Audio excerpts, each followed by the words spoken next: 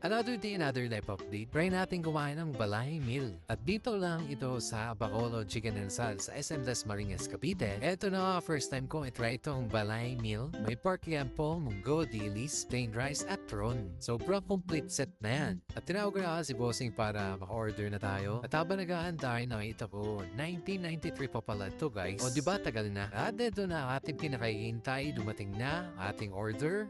Gutom na rin ako. Order nga rin pa na akong torta, talong, at saka syempre, chicken and asal. Magpiga na tayo ng kalabansi para magawa na tayo sa usawan at lagyan mo na rin ng toyo. At syempre, huwag mo kakalimutan maglagay ng chicken oil. Syempre, hindi mga kumpleto ang food trip ko pag walang chicken and asal. Syempre, sila lang naman ang best chicken and asal dito. Original, authentic, Bacolod chicken and asal. Pati nga yung munggo nila napakasarap eh. At bagay na bagay talaga yung munggo sa dilis. Ganito pala pagka balay meal set. Talaga namang complete set at solid na solve ako today. Ito yung maliit na turon nila. Wow! Hindi ko na-expect. Kala ko talaga siya. Hi. Hindi ka kasi nagbabasa ng menu. Anyway guys, yung pork lampo nila napakasarap din. Juicy pa talaga yung laman and napakasarap sa kanin. Ganito nga pala yung ginagawa sa dilis. Nilagyan ko na ng suka. Tsaka ko siya kakainin, no? Diba? Yan ang mga technique ng mga matulakaw. Kaya kung naghahanap kayo ng masarap na chicken Bacolod dinasal, try nyo na din sa SM Dasma sa upper level lang yun. Kayo nilang humusga. Let's go!